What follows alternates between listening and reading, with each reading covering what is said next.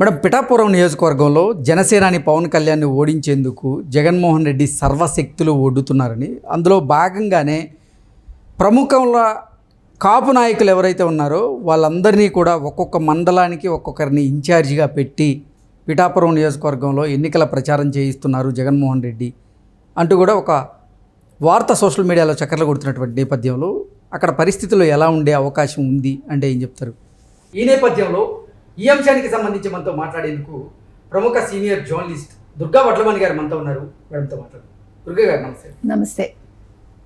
పిఠాపురం నియోజకవర్గంలో వైసీపీ నుంచి పోటీ చేస్తున్నటువంటి వంగా గీత గారు అక్కడ ఓడిపోవడం ఖాయమని, జనసేనాని పవన్ కళ్యాణ్ గారు అక్కడ భారీ మెజారిటీతో గెలవబోతున్నారు అంటూ కొన్ని సర్వే సంస్థలు కొన్ని సర్వేలు చేసి వారి రిపోర్ట్స్ని అయితే బయటకు ఇస్తున్నాయి. అలాగే కొన్ని వార్తలు కూడా బయటకు వస్తున్నాయి.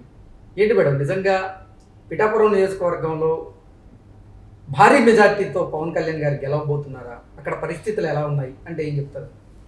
ఇప్పుడు పవన్ కళ్యాణ్కి గాలి వీస్తోందండి మంచిగా. వారి గాలి బాగుంది ఇప్పుడు, ఎందుకంటే పవన్ అంటేనే గాలి. ఇప్పుడు వారికి ఎన్నికల్లో జనసేన పార్టీకి మంచి మెజారిటీ వచ్చేలాగా కనిపిస్తుంది. దానికి చాలా కారణాలు మనం చెప్పుకోవచ్చు. ఇప్పుడు మనం గీత గారి గురించి తీసుకుంటే, వంగా గీత గారు ఆవిడ 2009 నుంచి 2014 వరకు పిఠాపురం నుంచి ఎమ్మెల్యేగా గెలిచి ఆవిడ అక్కడ ఉన్నారు.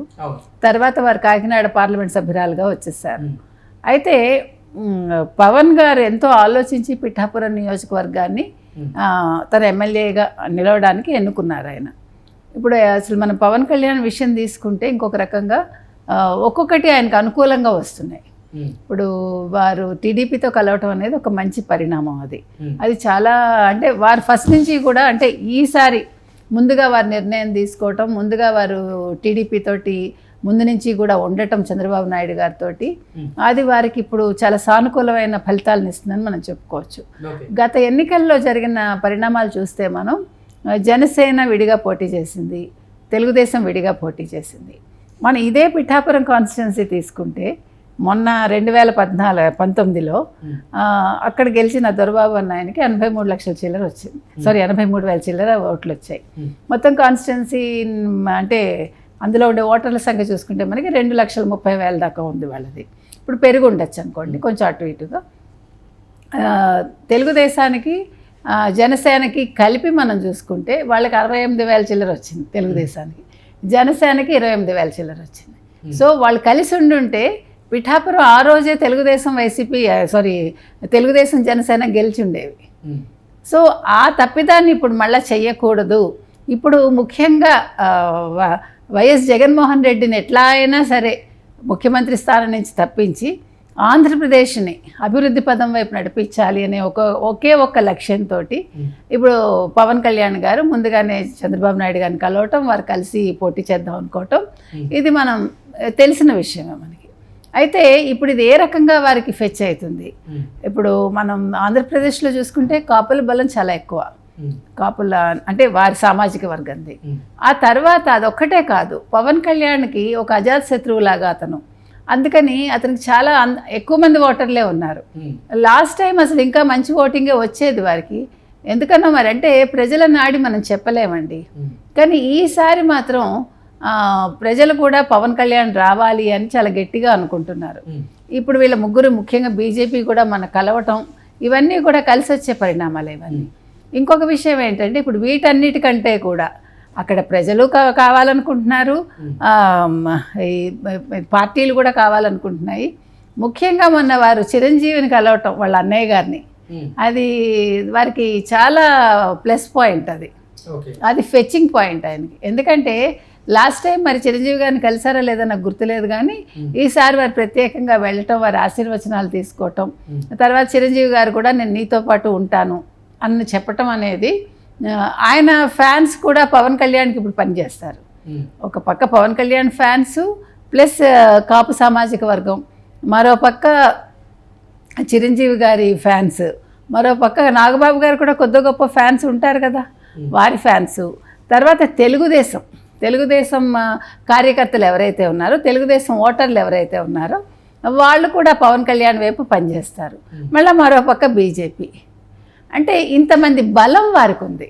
ఓకే, అంటే అక్కడ వంగా గీత గారు లోకల్గా ఉంటారని వంగా గీత గారు అందరితో కూడా మమేకం అవుతూ ఉంటారు, అందరికీ అందుబాటులో ఉంటారు అనేటువంటి ఒక పేరున్నటువంటి నేపథ్యంలో వంగా గీత గారికి అక్కడ పవన్ కళ్యాణ్ గారు 1,00,000కు పైగా మెజారిటీతో గెలిచేటువంటి అవకాశం ఉంటుందా, ఆ పరిస్థితులు ఉన్నాయా అంటే ఏం చెప్తారు?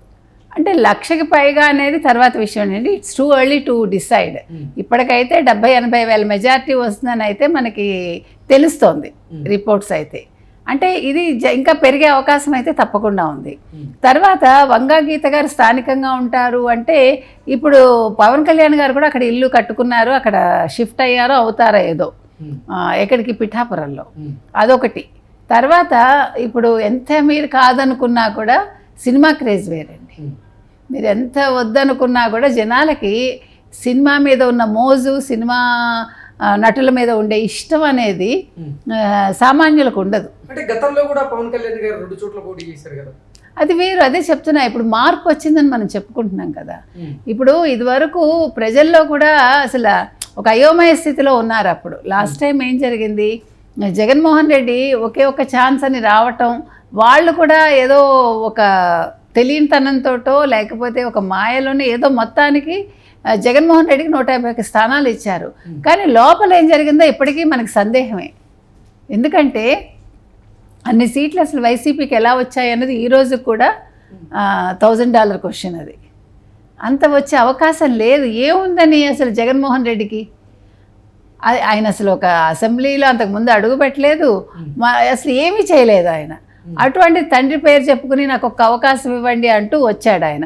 ఆయన ఇంకో రకంగా చూసుకుంటే మన ముద్రగడ గారు చెప్పినట్టు, మొన్న ముద్రగడ గారు అన్నారు కదా పవన్ కళ్యాణ్ని, ఏంటి ఈయన ఎక్కడో హైదరాబాద్లో పుట్టాడు, హైదరాబాద్లో పెరిగాడు, ఇక్కడ లోకల్ మనిషి కాదు అంటూ మాట్లాడారు కదా.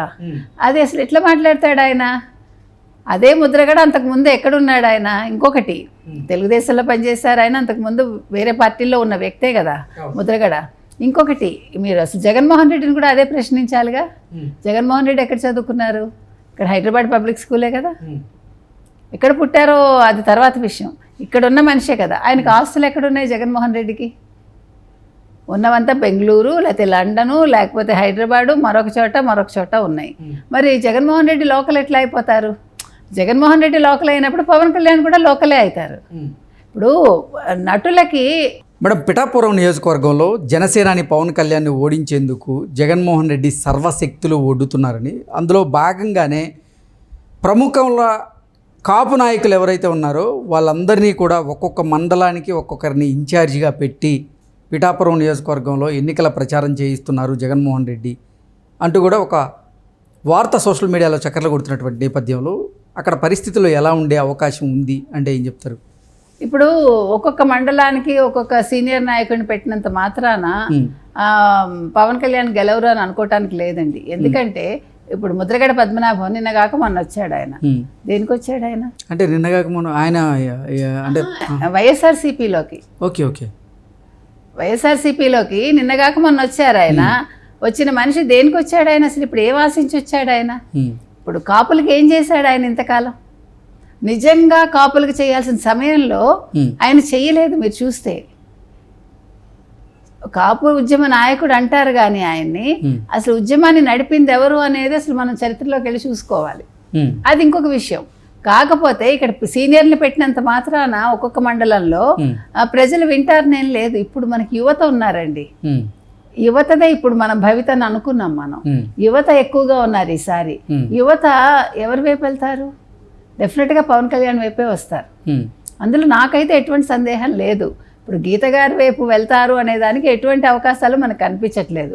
ఇంకొకటి, జగన్మోహన్ రెడ్డి ఇప్పుడు చాలా భయపడుతున్నాడండి. ఆయన భయపడి ఎక్కడ పవన్ కళ్యాణ్ నెగ్గుతాడో ఆయనకు ఒక ప్రెస్టీజ్ ఇష్యూగా అయిపోయి, ఆయన మొన్న మీరు చూసుంటే ఎవరో ఇంకొక పవన్ కళ్యాణ్ పేరుతోటి ఒక బకెట్ గుర్తుతోటి తీసుకొస్తాడు అనే ఒక వార్త కూడా వచ్చింది మనకి. అంటే గాజు గ్లాస్కి దగ్గరగా ఇదని. ఆయన ఎప్పుడు మాట్లాడినా గాజు గ్లాస్ సింకులో ఉండాలంటాడు. గాజు గ్లాస్ సింకులో ఉండకపోతే ఎక్కడ ఉంటుందండి? టీ తాగాక. అంటే టీ తాగటానికి ఒక గాజు గ్లాస్ ఎంత ఉపయోగం? అది కూడా మనకు అర్థం కావట్లేదా? ఆయన ఎప్పుడు మాట్లాడినా ప్రతి సభలోనూ గాజు గ్లాసు సింకులో ఉండాలి అంటాడు ఆయన. ఫ్యాన్ మీరు చేతిలో పట్టుకుని తిరుగుతారా? ఫ్యాన్ కరెంటు షాక్ కొట్టి చేస్తాడు ఎవడన్నా నిజంగా ఫ్యాన్ తిరుగుతుంటే. కాబట్టి గాజు గ్లాస్ అనేది చాలా ఉపయోగపడే వస్తువు అది. మనందరం చిన్నప్పుడు గాజు గ్లాసులో టీలు తాగిన మాకు అనుభవాలు ఉన్నాయి మాకు. అందుకని అదేదో గాజు గ్లాస్ అంటే చిన్న చూపేం లేదు. గాజు గ్లాస్కి చాలా పెద్ద చరిత్ర ఉంది ఎప్పుడు కూడా. కాబట్టి అదేవిధంగా పవన్ కళ్యాణ్ కూడా ఒక చరిత్ర వస్తుంది ఇప్పుడు. ఆయన చరిత్ర సృష్టిస్తారు నా ఉద్దేశంలో. ఓకే, తప్పకుండా పవన్ కళ్యాణ్ గెలుస్తారండి. థంపింగ్ మెజారిటీతో ఆయన వస్తారు. 1,00,000 దాటుతుందా 1,00,000 దాటదా ఇంకొన్ని రోజులు బ్యాక్ చెప్పుకుందాం.